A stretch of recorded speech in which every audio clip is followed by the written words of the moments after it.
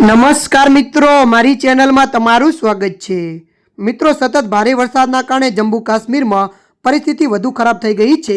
કટરા ખાતે માતા વૈષ્ણોદેવી યાત્રા રૂટ પર બુધવારે થયેલા મોટા ભૂસ્ખલનમાં 31 લોકોના મોત થયા છે અને 30 લોકો ઘાયલ થયા છે। ત્રિકુટા ટેકરી પર મંદિર તરફ જવાના માર્ગનો મોટો ભાગ કાટમાળમાં ફેરવાઈ ગયો છે। બચાવ કામગીરી ચાલુ છે અને કાટમાળ નીચે વધુ લોકો ફસાયેલા હોવાની આશંકા છે। સતત વરસાદના કારણે જમ્મુ અને કાશ્મીરમાં પૂર અને ભૂસ્ખલન થયું છે। જમ્મુમાં પુલ તૂટી પડ્યો છે, જેના કારણે વીજળીના તાર અને મોબાઈલ ટાવરને ભારે નુકસાન થયું છે। મંગળવારે સવારે 11:30 થી સાંજે 5:30 સુધી જમ્મુમાં 6 કલાકમાં 22 સેમી વરસાદ પડ્યો હતો। જોકે મધરાત્રિ પછી વરસાદ ઓછો થયો, જેના કારણે જિલ્લામાં થોડી રાહત મળી હતી। મંગળવાર સુધીમાં સતત વરસાદના કારણે પૂર અને પાણી ભરાઈ જવાના કારણે 3500થી વધુ લોકોને સુરક્ષિત સ્થળોએ ખસેડવામાં આવ્યા હતા।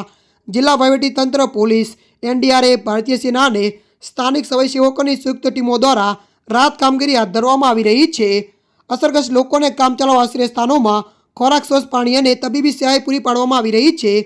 વૈષ્ણોદેવી ધામ જતા માર્ગ પર ભૂસ્ખલનની ઘટનામાં જીવ ગુમાવનાર 9 લોકોની ઓળખ થઈ નથી।